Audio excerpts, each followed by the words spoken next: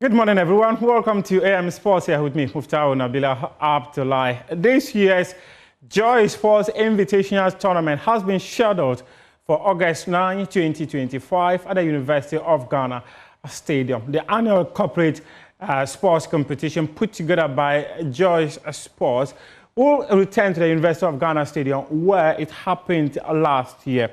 Last year, there were about 34 companies that signed up to participate in the event, and this year, it is expected to even be bigger as many organizations continue to demand how they can sign up to be a part of this year's Invitational Tournament. So companies that are interested in signing up for this year's Joy Sports Invitational Tournament can either contact Joy FM front desk and pick up a form, or also contact the events team, Slevin, on 054-010-6466. 054-010-6466, either via WhatsApp or a direct phone call for registration. And you can also download the form on my joyonline.com. The 2025 edition will begin with an energy early morning session, which is going to be aerobic session. And it is expected to provide a perfect opportunity for participants to warm up and set the tone for the day's activities, encouraging physical readiness and team spirit among all organizations.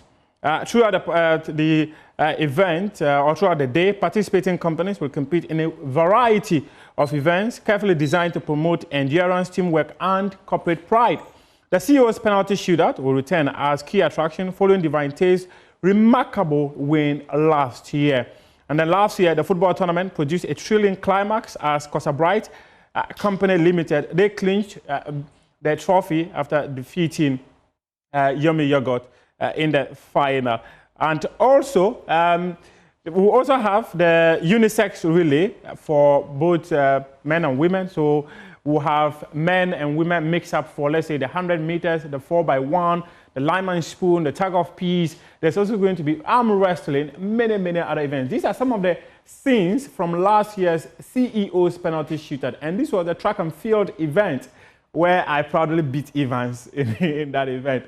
So if you want to sign up, head on to myjoyonline.com, download the form there, or contact Level on 054-010-6466, or come to the front desk of Joy FM and pick up a form, sign up for the competition, which is going to be happening on August 9 at the University of Ghana Stadium. To some national football team news, and the Black Queens, they played their final preparatory match ahead of this year's African Women's Cup of Nations that will be happening in Morocco this weekend. The team suffered a 3-1 loss at the hands of the Super Falcons in Morocco. Teams have already arrived in Morocco and started preparations for it. The Black Queens, they played 3 friendly matches, winning their first 2 and suffering a 3-1 loss against the Super Eagles ahead of that tournament happening on Saturday. The Black Queens are in a group with defending champions, South Africa. Now let's hear from the Minister of Sports and Recreation, Kofi Adams. He has sent a goodwill message to the Black Queens ahead of the commencement of the tournament this weekend.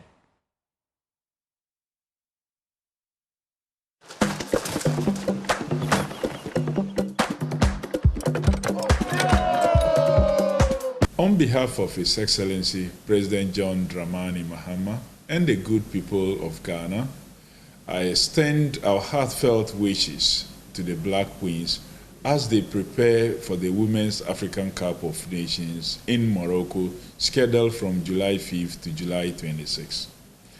As a Minister for Sports and Recreation, I want to affirm that the entire nation is firmly with you, and we trust in your ability to represent Ghana with distinction and excellence. This isn't just a tournament. It is a celebration of talent, passion, power, and at the forefront are our Black Queens, fierce, fearless, and ready to conquer. Please go for Ghana. Do it for Ghana. We are capable of conquering Africa and beyond. Thank you.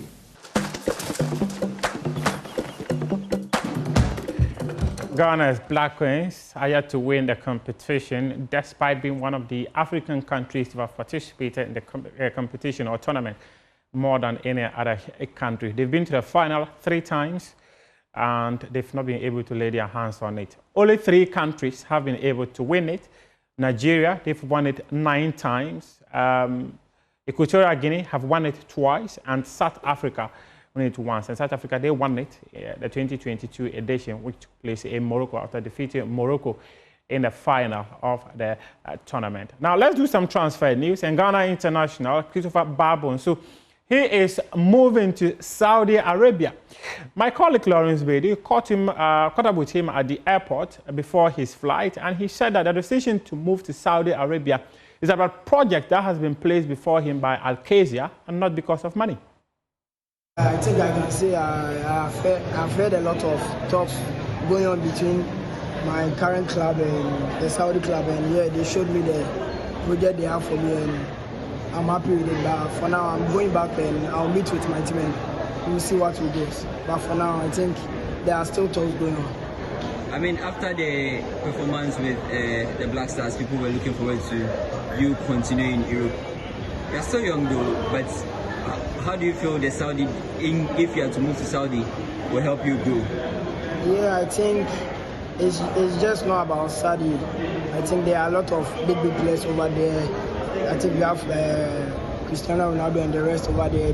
It's a competitive league. It's not like just Saudi, as people know, but I think for that, they have a lot of players where you can develop, I think, and the team is also a good team, and I think they have a lot of quality players there. But for me, let's say me moving to Saudi, it's not about the money or it's not about anything. It's just about me, I think, progressing in my football and yeah. Talk about the environment. If you are indeed to move to Saudi, you have the luxury of playing with Jerry Ifriye. Are you looking forward to play with him?